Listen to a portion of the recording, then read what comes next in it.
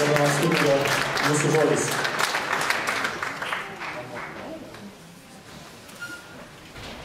Kunigai trumpai nekalba, tai maždaug pusės valandos pamokslui gali nusiteikti.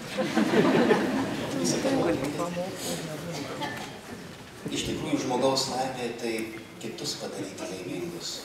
Tikrasis džiaugsmas kitus pradžiuginti. Jeigu šito būčiau nesuvokęs, aš jau tikrai į kunigus būčiau neėjęs. Kunigų tada nebūtų prasmės. Nes kunigystė tai dalinti save ir tame atrasti džiaugsmą ir pilnatvę. Čia tam tikra prasme yra ir egoizmo. Tikrai to žodžio prasme esu egoistas, nes aš žinau, kad taisyklė labai paprasta. Kiek tu savęs išdalini čia, šitame gyvenime, alkoholikam, narkomanam, našlaičiam, Seimo nariam, ar dar kažką, visiems šitiem kažką, kurie ten paribiuose visuomenės.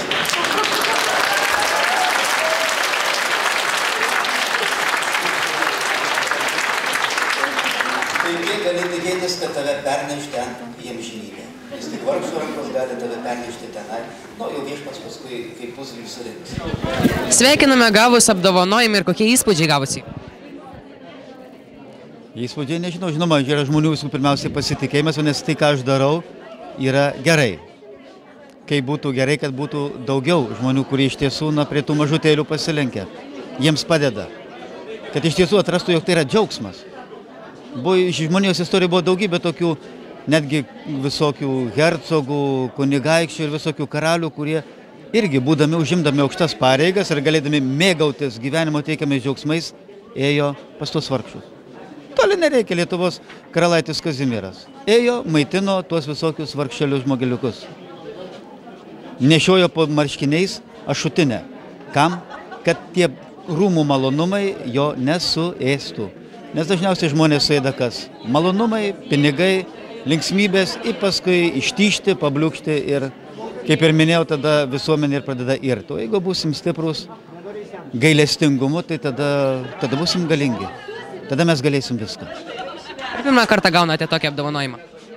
Šitokį pirmą kartą. Raseinių rajone pirmą. Buvo kažkada mokiniai išsirinkė ten miestelio žmogum. O šitą taip. Bet didžiausia dovana tai yra žmonių šypsenos. Jeigu tave pamatė žmonės nusišypso, vadinasi aleliuja. Viskas, daugiau neturiu ką pasakyti. Tai yra gerai. Norėčiau, kad taip ir būtų iki pat grabo lentos. Ar tikėjotės, kad jumis išrinks visas Raseinių rajonas? Pletkų buvo, bet aš nelabai linkęs tikėti pletkais, tai galvoju, kad gal kažkas kitas bus, bet pasirodo, kad nominuotas, tai gau ten tokį popieriuką, raštelį, kad jau lauk, prisidirbai. Bet galvoju, gal kaip nors išsisuksiu, nepasisekė. Negali vis laiką gyvenime sektis. Kartais nepasiseka, gauni kas baudą, kas apdovanojimą, visai būna.